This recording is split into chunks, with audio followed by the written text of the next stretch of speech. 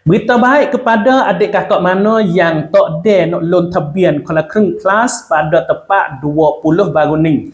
Sebenarnya pihak kerajaan dia sudah cedek 20 juta seat kolam kering kelas untuk adik kakak pergi loan tabian baru ni. Tetapi hanya masa 10 jam saja kolam kering kelas 20 juta seat penuh. Maka pada kali ni ramai lagi lah adik kakak kita hak tak ada nak loan tabian pada kali tu, dan juga ramai lagi lah adik kakak kita hak duk harap-harap kata bilalah kerajaan nak buka pula kolam kering plus. Maka pada kali ni Encik Anutin Chan Wirakun selaku Perdana Menteri dan juga Menteri Dalam Negeri dia pergi beri arahan kepada Menteri Keuangan suruh pergi cek duit di dalam poket kerajaan, kata ada duit lebih kedok lagi.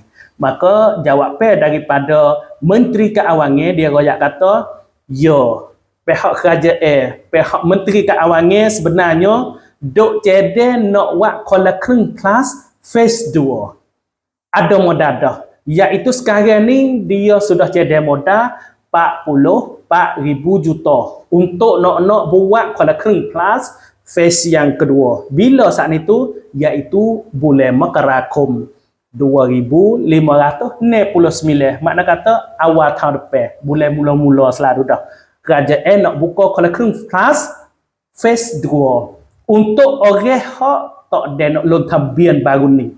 Bagi orang hak loan tabian boleh dah, boleh guna dah, tak boleh dah pada bulan Makaran ni tak boleh dah. Hak ni untuk orang hak tak ada nak loan tabian baru ni. Ini berita baiklah kepada adik kakak kita yang mana tak ada loan tabian kolam kering plus baru ni, nanti tunggu loan tabian kolam kering plus phase 2 di bulan Makkarakum ni.